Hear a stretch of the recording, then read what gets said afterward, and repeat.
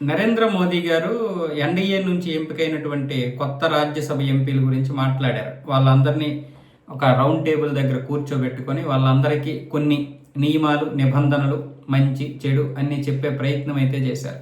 అందరూ కూడా మీ యొక్క సభలకి 100% హాజరవ్వండి. ప్రతిపక్ష నాయకుల నుంచి కూడా మంచి ఉంటే నేర్చుకోండి. ముఖ్యంగా ఢిల్లీ చాలా ప్రమాదకరమైనటువంటిది. ఇక్కడ ఎవరిని ఎందుకు కలుస్తున్నాం అన్న విషయం మీద క్లారిటీ ఉండాలి. మనందరి చుట్టూ అందరూ బాగానే ఉంటారు, మనతో కూడా బాగానే మాట్లాడతారు, కానీ ఒక ప్రమాదంలోకి నెట్టేస్తారు. అది మాత్రం గమనించుకోండి. ఇక నా వ్యక్తిగత విషయాలకు వస్తే 8 సెకండ్ల లోపే నేను నిద్రపోతానని చెప్పి నరేంద్ర మోదీ గారు చెప్పారు.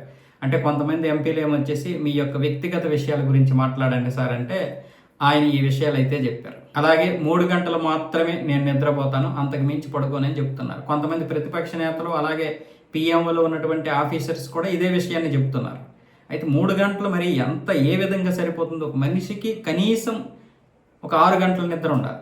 అంటే 8 గంటల నిద్ర ఉండాలంటారు. అది ఒక 20 సంవత్సరాలు 30 సంవత్సరాల లోపు ఉన్నటువంటి వారికి. ఆ తర్వాత ఒత్తిళ్లు పెరిగితే 8 గంటల నిద్ర అనేది కష్టమే. కానీ ఒక 40 సంవత్సరాలు దాటినటువంటి వ్యక్తికి కనీసం 5-6 గంటల నిద్ర అవసరం అంటారు. మరి నరేంద్ర మోదీ గారికి 3 గంటలు మాత్రమే నిద్ర సరిపోతుందని చాలా మంది అంటున్నారు. అది ఆయన వ్యక్తిగత విషయం. కొన్నిసార్లు దాన్ని ఏ విధంగానైనా తీసుకోవచ్చు. సైన్స్ పరంగా తీసుకోవచ్చు, లేకపోతే మానసికంగా తీసుకోవచ్చు. యోగా చేసినటువంటి వ్యక్తులకి ఆ నిద్ర సరిపోతుందేమో మరి నాకు తెలియదు, కానీ ఆయన అయితే 3 గంటలు మాత్రమే పడుకుంటున్నారంట. అలాగే మరికొన్ని ఆరోగ్య సూత్రాలు కూడా ఎంపీలకైతే చెప్పడం జరిగింది. ముఖ్యంగా ఏ విషయం గురించి మాట్లాడుతున్నామో దాని మీద పూర్తి అవగాహన అయితే పెంచుకోండి. రాజకీయంలో విమర్శలు, ప్రతి విమర్శలు మంచిదే, కానీ ఎలాంటప్పుడు చేస్తున్నాం అనేది ప్రధానమైనటువంటిది కూడా ఆయన అయితే కొత్త ఎంపీలకి చెప్పారు.